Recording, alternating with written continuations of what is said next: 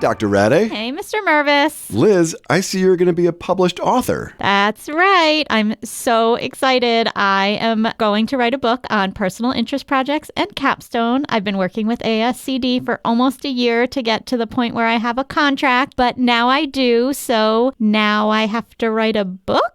Oh, that's awesome. I'm so happy for you. I know you've been working really, really hard on it.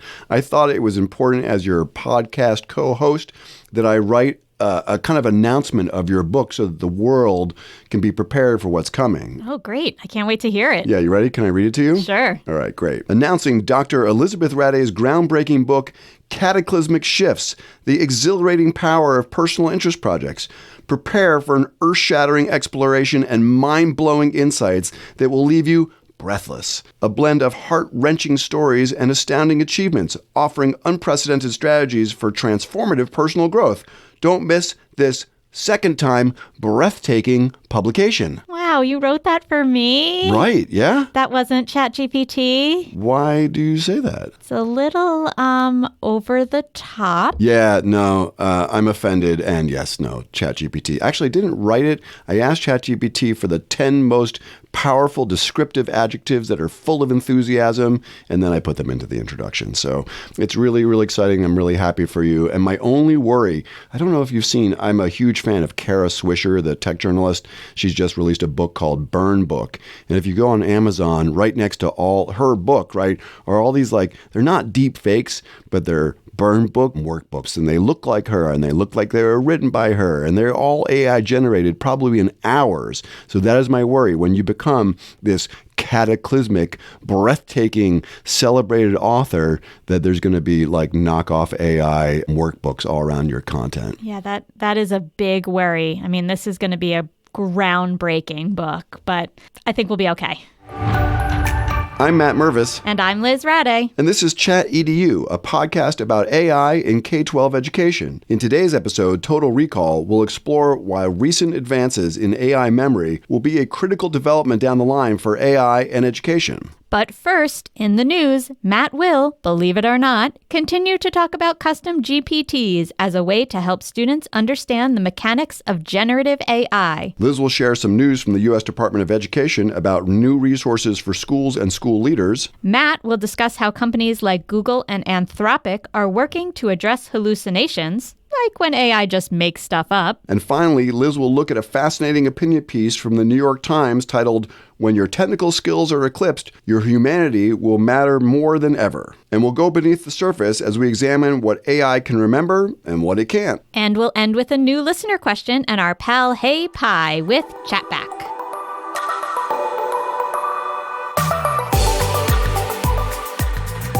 All right, Matt, no reason not to keep the streak going. What's the latest and greatest in your unrelenting focus on custom GPTs or customized bots? Guilty as charged. I am fascinated and continue to be about these custom bots. And so just to refresh our memory, this is really taking something like a ChatGPT, but where you're able to provide custom instructions so that it either has some additional data that you provide to it, or you just tell it exactly how you want it to interact with the end user. And Ethan Mollick, we could almost have a drinking game, like if I talked about either Ethan Mollick or custom GPTs for coffee, of course, like an oat milk latte. Nonetheless, Ethan Mollick, who writes the wonderful email newsletter, One Useful Thing, has shared a new post about custom GPTs and how he's having students use them as a way to develop AI literacy. He basically says by the time they started building GPTs for their specific needs, whether a private equity deal or memos suggesting the perfect wedding ring for their fiancé, they become world experts in using AI for a specific field. And you can really see that. I mean, I just think about the GPTs that I've built for myself. Something as simple as I use AI all the time to give me feedback on my emails, right? And so originally I would just drop that into ChatGPT and it would rewrite my email for me. And that's not what I wanted. I just wanted feedback. So I built a custom GPT that says, give me feedback on tone, grammar, content, style, but don't tell me how to rewrite the thing. When I want you to do that, I'll ask you to. I've been replaced. Yeah, actually, that is kind of true. Because I would wait a long time for you to respond and say, Liz, how's this email? ChatGPT is like, boom. Sorry, I have more things to do than read your emails. Well, you have to write a book, so it's fine. It's totally cool. For instance, in our HR team, we built a custom GPT where we upload the HR handbook and benefits documents, and then the GPT is trained specifically to respond to that. And so students are really, this is all natural language, right? There's no coding involved. But students, by giving these custom instructions, are really understanding the strengths, the weaknesses, the parameters, and how the AI essentially is able to deliver quality results. So I think it's a great strategy for building literacy. The other interesting hook is that students can build something and get gratification from it in moments, and all sorts of people can use it very quickly, at least inside that ecosystem. EdTech Insiders, which is a wonderful podcast, did an interview with Sam Altman a week or so ago, and he talked about the gratification that he got as a 17-year-old or a 16-year-old building a piece of software that people started to use really quickly. He says it was an incredibly gratifying thing. The feeling of getting to create something and watch other people use it was really an informative experience for me. One of the lessons in life is that you can create something of value for other people. And so there's not only just this kind of literacy boost that we can see with these tools, but it is a way for students quickly to be able to realize that they can build something, it can contribute value, and it can be used by other people, and they can get the satisfaction from that experience. So I'm thinking about those students that were using our platform, Sidekick, for getting feedback on their AP English writing. And so I'm assuming they could build a custom GPT by putting in the requirements from the AP, like the rubrics for AP Lang, which was the course they were taking. And then maybe it would know some of those course specific terms like a chores task and that kind of feedback so specific to writing for the AP. Right, exactly. So anybody, right? A teacher can do that for their students. A student can do it for themselves. And so it's important that we begin to realize the potential of AI being not just an off-the-shelf tool, but something that can be highly customized to make us more efficient or effective or impactful. So Liz, beyond our world-class podcast, there are all sorts of great resources out there helping schools and teachers and parents think about AI. I know we've talked about the Teach AI Toolkit. COSN has their school AI readiness checklist. But I understand that the U.S. Department of Education, who put out a great kind of early white paper maybe 5-6 months ago, is now putting out some new resources for schools. Yeah, they're putting out 2 toolkits pretty soon. One is a toolkit for educational leaders, and that is going to build on that AI report and have some modules with resources and recommendations to help educational leaders make the report actionable in their context. So this is going to be for schools and the people inside schools to really support the people that are right in front of students, teachers, school staff, and so they know how to use AI and address the issues that are coming up with it.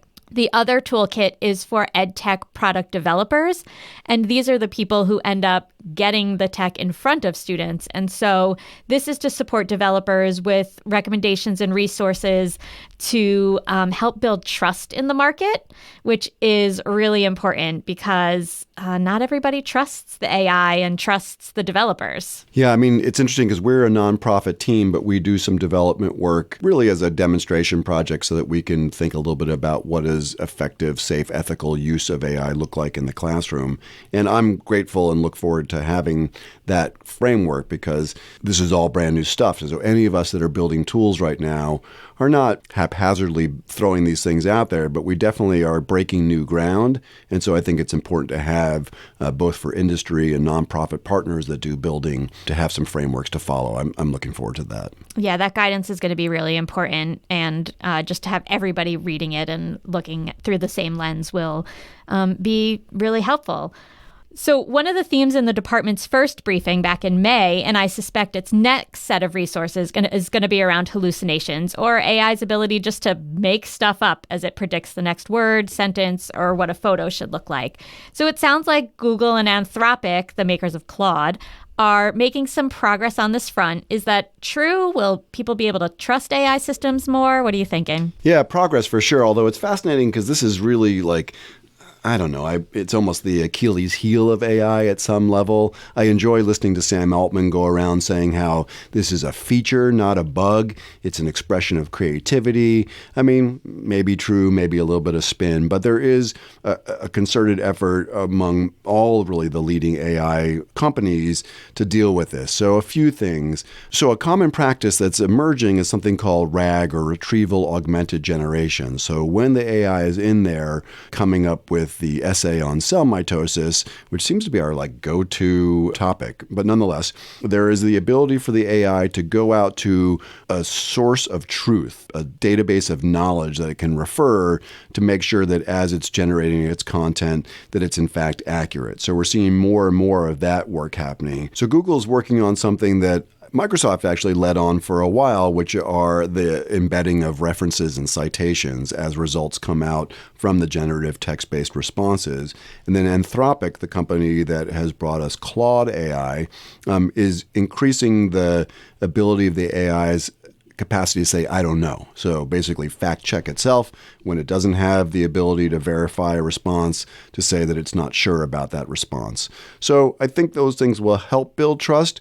Will they really get us there? Hard to know. I mean, it's tricky because at the same time that some of these leading AI companies and large tech companies like Google are making progress, in late February, there were two pretty high-profile snafus that might undermine some of the trust that's being developed. Kind of in the dark of night, ChatGPT started just coming up with gibberish. I don't even know how else to describe it.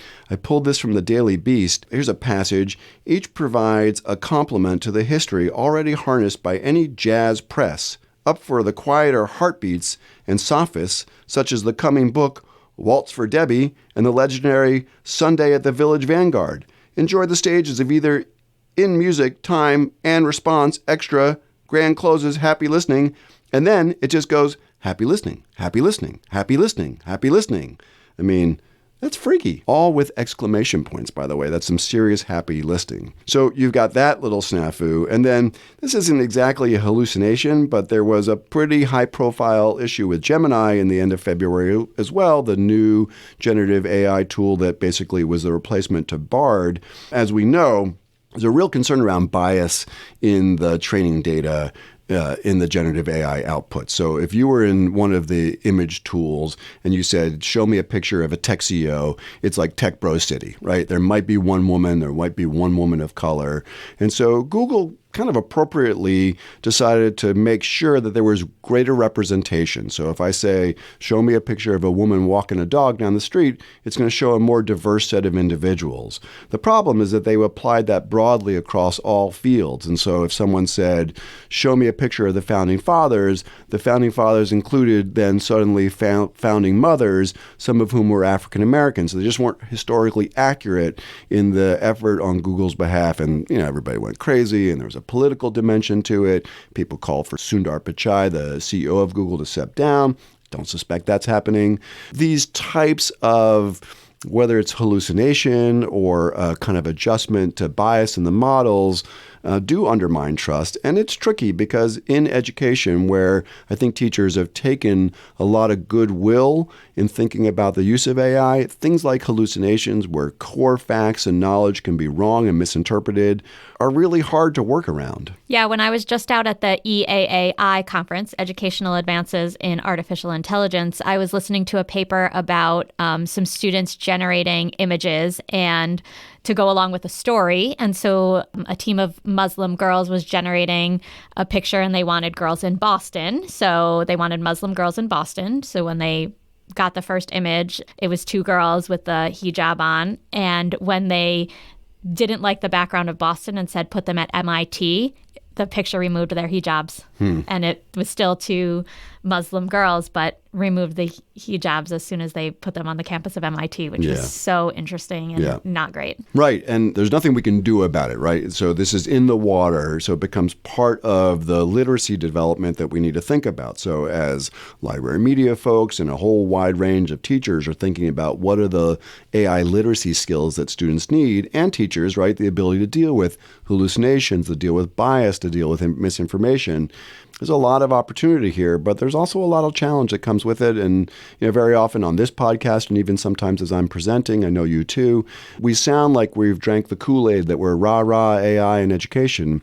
In reality, there are some really, really remarkable opportunities here. There are also some significant hurdles that we have to acknowledge and be clear about as we move forward. Yeah, bias in the generation of content and images was a huge topic at the conference. Yeah, I'm glad, and I hope that filters down to schools and practitioners and school leaders and the like. So Liz, while we clearly have a ways to go, there are a lot of folks that are already imagining this post-hallucination, or maybe it's a post-hallucinogenic world. I like it. Yeah, right? So this post-hallucination error when AI is not, in fact, making these kinds of mistakes, especially around highly technical tasks where error could be problematic, like stabilizing plasma for nuclear fusion or mission-critical code.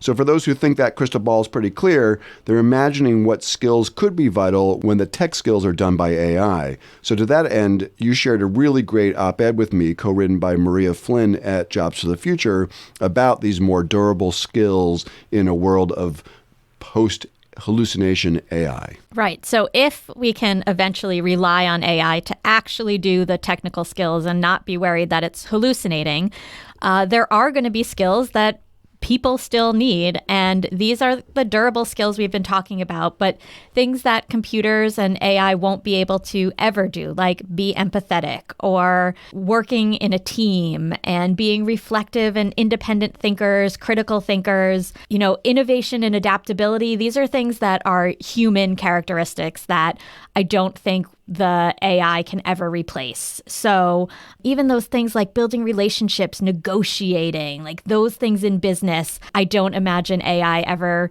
negotiating AI to AI over a business deal. There's going to always be that human in the loop. And that is a relief that we really aren't all going to be replaced by bots, and also exciting to think about like how you can really focus on the humanness of being human if you're not trying to just fill your brain with facts and technical skills. We'll have to see. Our buddy HeyPI might disagree on some of the empathy piece, but I agree with you. There's absolutely going to be those human qualities that have to stay in the mix. And it's a great time for schools then to think about, well, what are the instructional priorities? How do we make sure, God, if there's only a pedagogical strategy that would help kids develop some of these core skills like, capstone and personal interest projects. Perhaps that's the exact thing that all schools should be doing. Hint, hint. 24/7. So yes, mayhaps on that front, but Maria's piece, I think, was focused on the workforce and workforce development, but obviously there are really important downstream considerations for schools to prepare kids for a future of work where AI is so present. Well, it's also a future of life, right? Like we want people to still be able to make friends and, give your friend advice and be empathetic about it and not just all turn into AI bots. All right, it's time to get beneath the surface with our AI and education deep dive. So, Matt, despite your advanced age, you're typically pretty solid when it comes to remembering things, and you often tease your younger colleagues that we're all in trouble if you're the one with the good memory. True. But even compared to us, AI has pretty limited memory, and that seems to be changing, and you think it's a big deal for AI and education down the road. Assuming you still remember, tell us what's on your mind here. I do remember. Thank you very much. And I do still recall that this is a big deal. And it's early days. I think memory and time will be seen as one of the most important advancements when it comes to the role of AI in education. And here's why. So everybody, all the tech guru and CEO types and educational leaders, Sam Altman, Bill Gates, Saul Kahn, they always paint this picture of when you have the world's most powerful tutor in the back pocket of every student. And that AI tutor really is not the current state of ChatGPT or Gemini or HeyPI. And one of the primary reasons is because the AI systems don't remember the user. They're not aware of the user's likes and interests and history and performance in classes. Really to be an effective tutor, they're going to have memory functions that truly hold on to everything that they need to know about the user to be effective in that way. So yes, I think the promise is there, but memory is the big unlock. And so there were a couple interesting developments over the last couple of months, but especially in February. Two specific things. Google, in their Gemini model, Gemini 1.5 Ultra, which is the replacement of Bard, has a thing called hierarchical attention. When we type stuff into the window for the chatbot, that's the context window. And in Gemini, you can basically put a book in there, right? It can handle a huge amount of data. And historically, what would happen is that a lot of the threads would get lost. There were like these needle in the haystack types of tests that they would run to see whether or not the AI was in fact holding on to the data in the large context window. So in Gemini, they now have this hierarchical attention feature, which really allows the AI to have better memory about what's gone in there. So that's one development.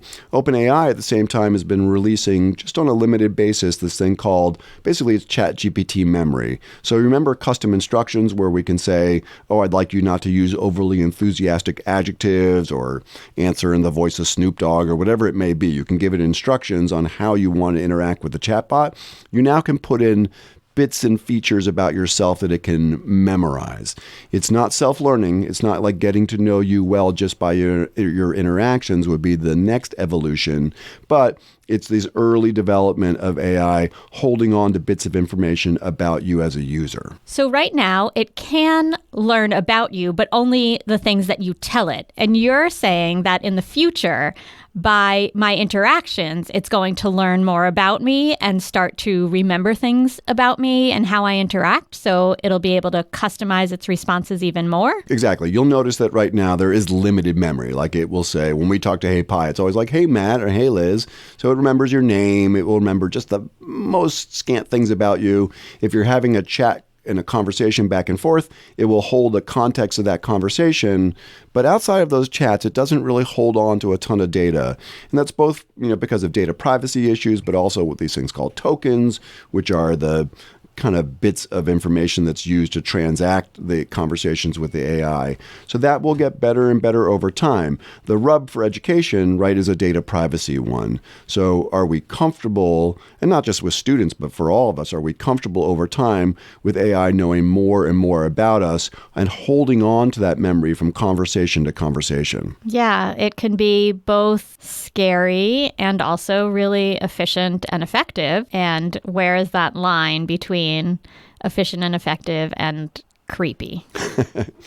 Yeah, but we're going to have to get past the creep factor at some level if we want to realize the promise of these kind of, you've got the world's most powerful AI tutor in your pocket. That's the thing here, is that it's a great line, but if you really think about it, like what makes for a great tutor in any scenario, and to what degree are the current crop of these chatbots, whether they're using voice or vision or just text, are they really reflecting what a great tutor looks like? I mean, what's in your world, what do you think are the characteristics of a great tutor? Yeah, I've done so much tutoring and so much teaching to individual students, and I can think of a couple of things. So patience is number one. When you are working one-on-one with a student, especially a student that needs actual tutoring to supplement what they're learning in class, it means the content is challenging, so you've got to really be able to be patient. You have to be adaptable to their needs. I mean, I have students, you always want to kind of bring in their likes, their interests, the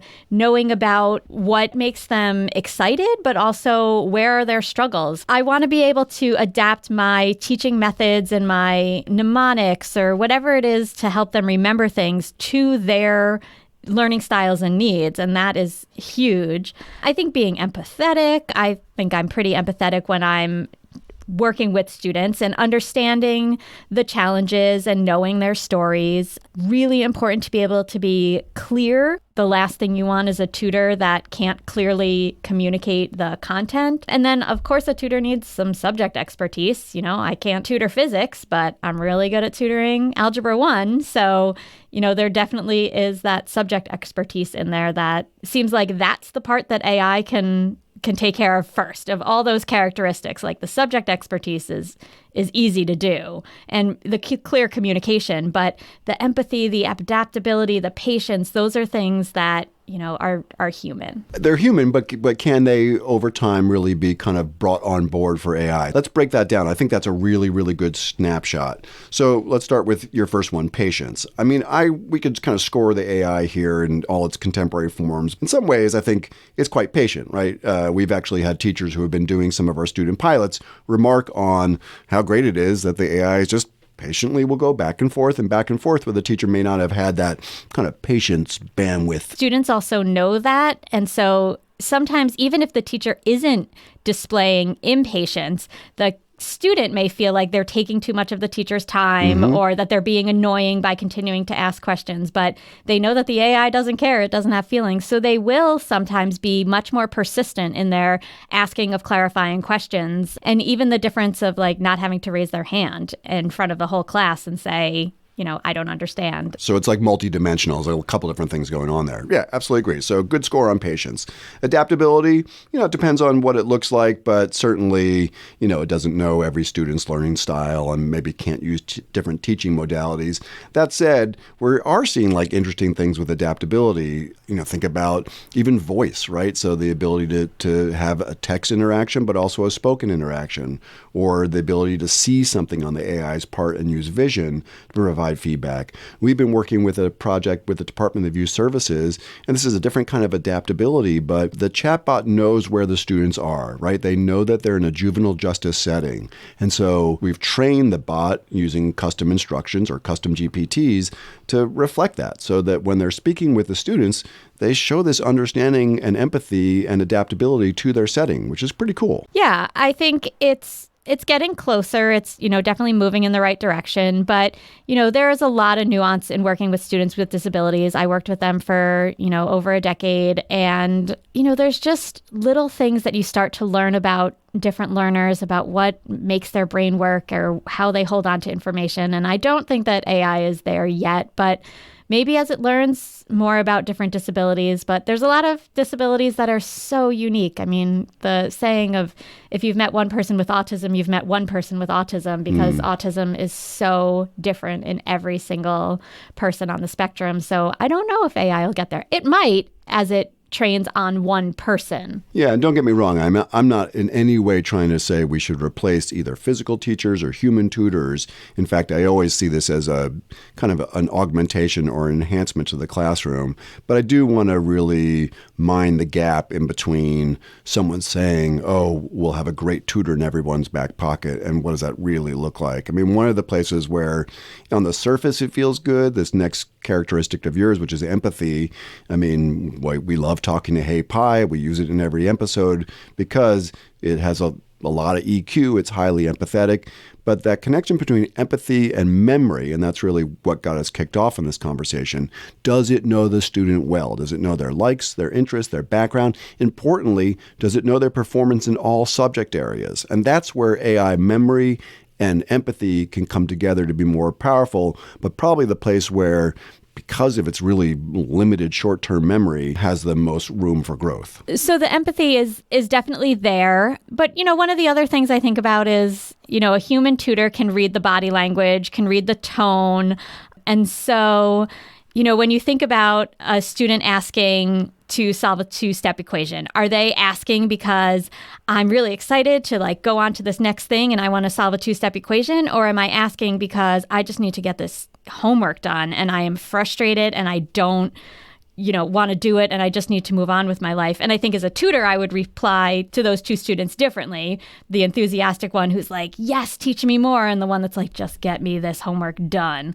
And I don't know when AI will be able to kind of sense the tone or sense the body language. Yeah, I was definitely, by the way, the kid that was like, I'm dying to get this two-step equation. Please, Dr. Rade, bring me to the finish line. No, you wouldn't have been one of my favorite students because I like the ones that really hate math. Yeah, okay, perfect. Yeah, so the last two that you mentioned, clear communication and subject matter expertise, this is getting pretty good, right? We absolutely see teachers all the time blown away by the ability of AI to differentiate text, to differentiate for content, for language. So its communication is getting better. It's really the kind of magic that got everybody excited about AI. And then subject matter expertise is strong right up until it hallucinates, right? So that's another big gap we need to be mindful of. Yeah, definitely. The hallucinations continue to be a problem. But again, when I was at the conference, I heard about, I was listening to a teacher who was talking about the power of AI to really personalize learning. So if, for example, the students were, starting to learn about the Bill of Rights and the students had different questions, they were able to ask the chatbot all these different questions. And then their assignment was to go back and find actual data and evidence to validate what the chatbot said. So it was a really neat way of personalizing instructions and saying, okay, fourth graders, here's the Bill of Rights. What are your questions about it? Letting the chatbot respond, and then their task was to go and make sure that what the chatbot said was right. Yeah, the sudden need for improved critical thinking skills in the world of AI with hallucinations is kind of like I don't agree with Sam Altman that the hallucinations are a feature, not a bug, but the degree to which they are a covert way in which students need, and teachers, and we all need to become better critical thinkers, at least in this chapter where we have to analyze the kind of quality of the output and the veracity of it. That's kind of cool. Hadn't anticipated that. Yeah, I think, it's this kind of reverse engineered lesson of, with the personalized learning, and then the kids have to go find the evidence and the facts. So I thought it was a great example. That may have been the whole rub. Do you think they were like sitting there in the secret OpenAI lab going, well, it may transform humanity, or maybe just be a great way for kids to build their critical thinking skills? Yeah, I don't think that's what was happening. No, I think you're probably right. Yeah, so there is some real promise here, and you can already see how many students are using AI as these kind of conversational tutors, mostly in text, but increasingly in other modalities as well. But it is important to analyze what does an exceptional tutor look like, and then where are the gaps between that vision and what AI can currently do. And in the world of total recall, memory will be a really, really important development along the lines. All right, now it is time for ChatBack, where we answer a listener's question. So this question comes from Erin Dubecki at Botel Elementary School in Connecticut. And she is an elementary teacher, and she asks, how might AI be utilized in early childhood for the youngest of our learners? Great question. I mean, certainly we're not advocating at any level of students being in front of the computer using AI. I think there are data privacy and a range of other considerations. But in professional development, we've been exploring all sorts of really fun ways that early elementary school teachers, even preschool teachers, can use AI as a supplement to teaching and learning. I've done a fun activity with our good friend HeyPI where we create an interactive story. Let's build a story together about a fox named Fred. You say a sentence and then I say a sentence. And so it creates this really fun narrative in real time that students can use their imagination to be co-creators as they build a story that's spoken and they're able to listen to. Yeah, I can see that being such a fun, circle time, kids on the carpet activity of just, they get to write the story, but, HeyPI also helps, and they get to add their own little pieces and names and, activities in there and things specific to their classroom. So I think that's a really just unique and fun way to play around with AI and introduce it to kids in a little way. I think of other ways to use it is with, generating images is really easy with the new AI, but you can definitely generate images to go along with the story that you write as a class, or, any of the content that you're teaching. If you need better anchor charts or anchor charts that are specific to a topic that you can't find a great one that's already made, there's definitely a lot of ways to use it there. It's mostly about teachers building resources for themselves to use with students. I definitely don't see AI as being something that the students are using. All right, so let's get HeyPI's input on this really great question from Erin. HeyPI, how might AI be utilized in early childhood for the youngest of our learners? Hi, Matt. AI can be a fantastic tool in early childhood education, providing a unique blend of fun and learning. For instance, voice assistants can help young children learn by answering questions, telling stories, and playing educational songs or audiobooks. As a storytelling buddy, I could be a great example of AI in action, don't you think? Well, once again, we are in sync with HeyPI, and I think our advice and our answer was pretty good. A+, Matt and Liz, and HeyPI. All right, Matt, this has been another great chat. This is by far my favorite part of the week, recording this podcast with you. So we talked about my new book that will be coming in about a year or so. We talked about custom GPTs, toolkits on the horizon for education, and how we are hoping to reduce hallucinations in AI. Then we went beneath the surface to talk about AI memory and the potential for this as a personal tutor. And of course, HeyPI answered a listener question. Please like, follow, rate, and review our podcast, and follow us on Instagram at ChatEDUpod. And if you have a question for our ChatBack section, please email us at chatedu@edadvance.org. That's chatedu@edadvance.org. ChatEDU is recorded at EdAdvance, the Regional Education Service Center in Litchfield, Connecticut. ChatEDU is produced and edited by Ahmed Malik, whose dedication and expertise bring our discussion to life. Fact-checking is by ChatGPT, ensuring accuracy and reliability in our content. Nah, just kidding. Additional support provided by Jonathan Costa and Abby Waldron. We are grateful for their invaluable contributions to the success of this podcast. And a heartfelt thank you to our listeners for joining us on this journey of exploring the innovative integration of AI in education. See you next time. Bye. Greetings, everyone. My name is Jonathan Costa. I'm the Assistant Executive Director at EdAdvance. I want to thank you for listening to ChatEDU, our podcast that examines critical issues regarding the application of artificial intelligence in the pre-K-12 learning space. New episodes will drop every 2 weeks throughout the rest of this school year. We appreciate your interest in ChatEDU.